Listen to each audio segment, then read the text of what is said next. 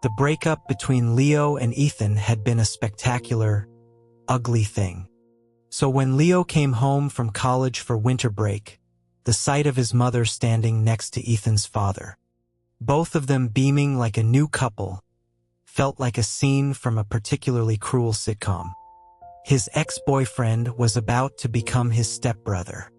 That night, while their parents fretted in the living room about their son's obvious friction, Ethan cornered Leo in his bedroom. His breath was warm against Leo's hair as he murmured the question, a choice presented as an ultimatum, whether he wanted Ethan as his brother or as his boyfriend. The air in the arrivals terminal at O'Hare was thick with the scent of roasted nuts and stale coffee. Leo had just retrieved his suitcase when his mother, Sarah, approached him, her steps hesitant. She had news, delivered with a nervous tremor in her voice. She was getting remarried. Leo processed the information, a slow bloom of genuine happiness pushing aside his travel fatigue. He offered his sincere congratulations. A wave of relief washed over Sarah's face. She mentioned that her fiancé, an uncle as she put it, was eager to meet him. His son was also home from school. She proposed a dinner for the four of them. Leo agreed easily, telling her to arrange whatever she liked. His mother's hand was gentle as it brushed his cheek, her gaze searching his for any sign of discomfort. He assured her with a smile and a hug, saying nothing of the hollow space his father's long-ago accident had left. He truly wanted her to be happy. But his composure fractured the moment Sarah led him to a booth at a local Italian place and he saw the other two occupants. A kind-faced, middle-aged man sat beside a young man whose familiar, elegant features made Leo's breath catch in his throat. Leo's steps faltered. His hand, hanging by his side, clenched into a fist, the blunt edges of his nails pressing into his palm. Sarah, oblivious, gently nudged him forward, making the introductions. This was Mr. Vance, she said, and this was his son, Ethan. Mr. Vance's greeting was warm, a booming compliment about Leo looking like a movie star, before he nudged his own son. Ethan rose, his height eclipsing the warm restaurant light. He stood before Leo, a faint, unreadable smirk playing on his lips as he offered a quiet, "Hello, brother." Leo felt a muscle in his jaw twitch. His own greeting was a stiff, forced sound. Sarah chattered brightly, noting that the boys were the same age and had even attended the same high school. Surely they must have known each other. Leo lowered his gaze, mumbling a vague confirmation. Of course he knew him. How could he forget the boy who had been both his greatest love and his deepest heartbreak? Ethan had been the academic star of Northwood High, first in their class with an effortless grace that seemed to draw all eyes to him. Leo, by contrast, had been a fixture in the back of the classroom, an expert at sleeping through lectures and acing video games. His homeroom teacher, a friend of his mother's, despaired of him. It was she who had one day tasked Ethan, the ever-reliable student, with tutoring the school's most promising slacker. To Leo's surprise, Ethan, who was usually coolly detached, had agreed. His patience had been a revelation. For an entire semester, and then for the rest of their high school years, Ethan had been a constant presence. They were from different social circles, yet they spent more time together than Leo did with his own classmates. Ethan was the one who boosted him over the fence when they skipped class, the one who always had an extra granola bar for him, the one whose face would darken with a quiet fury if he heard Leo had gotten into a fight. He was the one who got possessive when other guys talked to Leo, who painstakingly compiled notes and practice tests, who carried Leo to the nurse's office when he sprained his ankle during gym. It was a friendship thick with unspoken things, a slow burn of teenage longing. The dam broke after their graduation party. Ethan had walked him home, and in the quiet space of the apartment building's corridor, confessed his feelings with an intensity that stole Leo's breath. Leo's response was to kiss him, a long-overdue collision of want and affection. That summer was a secret, a series of stolen moments hidden beneath the guise of their close friendship. Their hands were always clasped together under restaurant tables. Then came the acceptance letters. Ethan was off to a prestigious university in New England, while Leo headed to a state school down south. The thousands of miles didn't extinguish their clandestine love, but a new element entered the picture. A girl named Amelia. She had been their classmate in high school and was now Ethan's at college. Leo started hearing their names linked, whispers of a classic campus romance between the handsome, wealthy heir and the smart, scholarship girl. He'd always dismissed the rumors with a joke, secure in the knowledge that Ethan was his. But the whispers gnawed at him. He had always trusted Ethan implicitly. But on Christmas Day, after telling Ethan he was too busy with family to visit, he'd secretly bought a plane ticket to Boston, planning a grand, romantic surprise. Instead, the surprise was his. He saw Ethan outside the student union, holding a sobbing Amelia, patting her back with a look of profound pity on his face. He watched them walk away together, side by side, until they disappeared into a hotel. The Christmas gift in Leo's hand felt like a lead weight. He dropped it into the nearest trash can.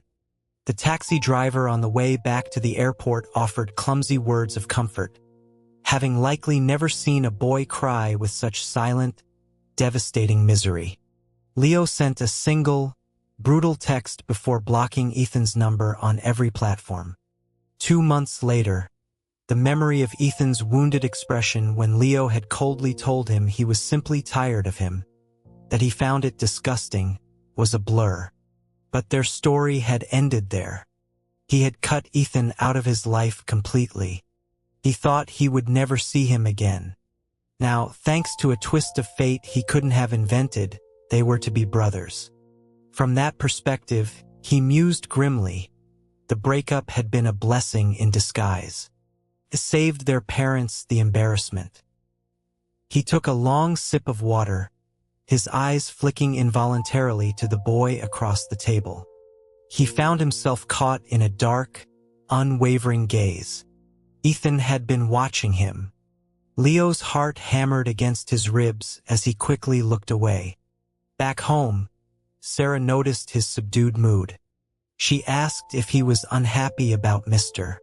Vance, noting he hadn't smiled all evening. Leo forced his face into a cheerful expression, reassuring her that he thought Mr. Vance was wonderful and perfect for her. He insisted there was no issue between him and Ethan either, that they just needed time to adjust. His mother seemed skeptical, but his repeated assurances eventually soothed her worries. Soon after, the two families decided to temporarily move in together. Leo and Ethan became unwilling housemates, orbiting each other with a tense, practiced indifference. Leo was polite, distant, and only called Ethan brother when absolutely necessary, the word dripping with a hypocrisy that made Ethan's expression grow colder each time. Their parents, deeply concerned by the frost between them, kept postponing their wedding plans. One evening before New Year's, an old high school friend organized a get-together. Leo knew Ethan and Amelia would be there, but went anyway. He ignored them, losing himself in loud jokes with his other friends. But out of the corner of his eye, he saw them sitting together, heads bent in quiet conversation. The beer in his mouth turned to ash. He felt a savage ache in his jaw from clenching it so hard. He excused himself to the restroom, needing a moment of quiet in the noisy hallway. Kevin, a mutual friend, followed him out, asking what was wrong. Leo brushed it off, blaming his mood on the awkwardness of his mom and Ethan's dad getting together. Kevin just shrugged, remarking how wonderful it was that they were getting closer. Leo managed a weak laugh and kicked him playfully. Left alone, he sank down against the wall. He heard footsteps and, assuming it was Kevin, told him to get lost. "Leo, get up." The voice was low, familiar, and stripped of all warmth. The smile on Leo's face vanished. He looked up into Ethan's shadowed eyes. He was standing over him, his expression unreadable.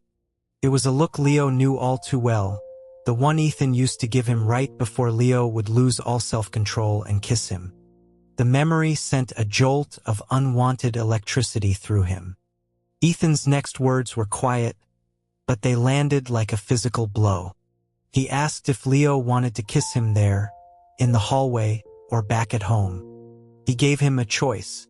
Leo stared at him, incredulous, then frantically glanced around. His face burned as he scrambled to his feet. "Home," he hissed, telling Ethan to have some decency before fleeing. When they got back, the house was dark. The parents were asleep. After a tense and brief exchange with them, Leo escaped to his room. A few minutes later, there was a soft knock. It was Ethan, telling him they weren't finished. Leo refused to open the door, but he could hear his mother and Mr. Vance in the hallway, their worried whispers urging the boys to talk it out. With a heavy sigh, he unlocked the door and let Ethan in. The moment the door clicked shut, Leo was pinned against it. Ethan's body was a solid wall of heat, his breath ghosting over Leo's skin. Leo struggled, but Ethan, though slender, was deceptively strong. Mindful of their parents just outside, Leo kept his voice to a furious whisper, threatening to slap him. As he raised his hand, Ethan caught it, bringing it to his lips and pressing a soft, lingering kiss to his knuckles. Leo snatched his hand back as if burned, the base of his ears turning hot. He threatened to expose Ethan as a fraud to their parents. But Ethan's voice was steady, cutting through his anger. He wanted to know the real reason Leo had broken up with him. Leo repeated the lie that he found him disgusting. A humorless laugh escaped Ethan's lips. He reached out, his thumb gently tracing the shell of Leo's ear. He pointed out that, for someone so disgusted, Leo's ears were burning. He wouldn't accept the lie. Ethan's gaze was intense, searching. He asked if it was because he'd been too busy last semester, or if there had been some kind of misunderstanding. Leo denied it flatly. He had seen it with his own eyes. Ethan holding another girl, taking her into a hotel on Christmas. The memory brought a fresh wave of rage. He didn't care about their parents anymore. He shoved Ethan with all his might, pushing him out of the room and slamming the door in his face. In the dark reflection of his window, his own flushed, furious face stared back at him. The next morning, his mother intercepted him as he left his room, asking him to go to the nearby supermarket and help Ethan carry the groceries they needed for New Year's dinner. Leo wanted to refuse, but the hopeful, anxious look on his mother's face made it impossible. He went, mentally rehearsing the verbal beatdown he planned to deliver. He found Ethan in the snack aisle, his back to him. He was pushing a shopping cart, his shoulders broad under his jacket. Leo felt a familiar, unwelcome pang of pride and annoyance. He was about to walk over when a girl approached Ethan. It was Amelia. Ethan's guarded expression softened as he spoke to her. They laughed, and then began walking away together, sharing the cart. A beautiful couple. The slight smile that had been on Leo's face vanished. He turned to leave and collided with an elderly woman. Her cry of surprise was loud. Before Leo could fully apologize, he heard Ethan's voice behind him. "Leo?" He ignored it, focusing on helping the woman, who thankfully waved off his frantic apologies. Just as he breathed a sigh of relief, A hand settled firmly on his waist, a possessive, familiar gesture that sent a shock through his system. Ethan's voice was in his ear, apologizing to the woman on his behalf. After she left, Leo turned, his voice sharp. He told Ethan to get his hands off him. Ethan didn't move. In the middle of the crowded supermarket aisle, he leaned closer, a flicker of amusement in his eyes. He asked if Leo had come to find him, if he wasn't angry anymore. Leo scoffed, saying he was only there on an errand for their parents. He didn't expect to find Ethan already with such a beautiful companion, rendering his help unnecessary. Confusion clouded Ethan's face.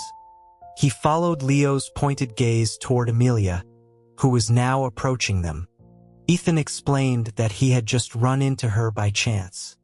Leo's smile was thin and brittle. He told Ethan not to pretend, and that he looked forward to being a guest at their wedding.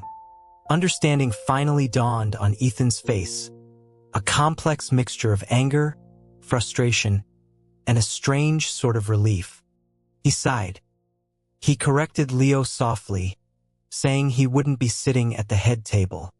He would be standing beside him, giving the toast. Before Leo could process the words, Ethan had taken his wrist, said a quick goodbye to a bemused Amelia, and was pulling him out of the store. In a deserted alley behind the supermarket, Ethan dropped the grocery bags and pushed Leo against the cold brick wall. He kissed him, a desperate, bruising kiss that left Leo breathless. When he pulled back, he finally explained. He and Amelia were just friends. She had helped him with notes back in high school, the same notes he had used to tutor Leo. He felt he owed her a favor. At college, her family had gone through a crisis right before Christmas. She had been a mess. He was comforting a friend. Her girlfriend was waiting for her at the hotel, and he had simply walked her to the lobby to make sure she got there safely. He had left less than 2 minutes later. Amelia has a girlfriend, he finished, his voice raw. The entire narrative of betrayal Leo had built over 2 months crumbled into dust. He felt a profound, searing shame. He buried his face in Ethan's neck, his apology a muffled whisper against his skin. Ethan held him tight, relief evident in his voice. He admitted his own fault, for not realizing how his friendship with Amelia might have looked, for not making Leo feel secure enough. He promised to be more careful. His easy forgiveness only made Leo feel worse. He insisted it was his fault, that he was an idiot. Ethan paused. He asked if Leo would let him make it up to him. Leo nodded eagerly. Ethan whispered a suggestion in his ear that made Leo's face flame. They returned home with the groceries, the atmosphere between them transformed but carefully hidden. Leo's mother pulled him aside. Noticing his sullen expression was gone, but his lips looked swollen. He blamed it on the cold and escaped to the bathroom, where he found Ethan washing his hands. He recounted the close call with his mother, pointing to his mouth. Ethan just chuckled, wiping his hands before pulling Leo into his arms. He noted that they weren't swollen, just a little red, before whispering that he would come to Leo's room at midnight, after his dad was asleep. The heat rushed back to Leo's face. Now that the misunderstanding was cleared, the icy wall between them melted away. Their parents, seeing them finally getting along, were overjoyed. The house was peaceful. But in the moments the elders couldn't see, their hands were always tightly clasped. One night, they were almost caught kissing in the corridor by Leo's mother. Ethan smoothly covered by pretending to blow a piece of sand out of Leo's eye. They grew bolder. Ethan started sneaking into Leo's room every night, the thrill of the illicit secret electrifying. He was always a gentleman, content to just hold Leo after a few stolen kisses, blaming the thin walls of the house. One morning, just before dawn, Ethan was slipping back to his own room when he came face to face with his father, who was up unusually early for a jog. Leo, watching from his doorway, froze in horror. "Mr. Vance looked surprised. He asked Ethan why he was coming out of Leo's room. Leo, thinking fast, blurted out that there was a cockroach in his room and he'd been too scared to deal with it himself. Mr. Vance's gaze lingered on Leo for a long moment, his focus seeming to be on his neck. Just as Leo was about to follow his gaze, Mr. Vance frowned and began muttering angrily about the landlord lying about pests. He told Leo not to worry, that he and Ethan would go buy some bug spray immediately. Ethan gave Leo's carelessly open pajama collar a quick, discreet tug before following his father out, a flicker of unreadable nervousness in his dark eyes. Leo leaned against the doorframe, his heart still pounding. The secret they were keeping felt both dangerous and utterly essential, a fragile, precious thing hidden in plain sight.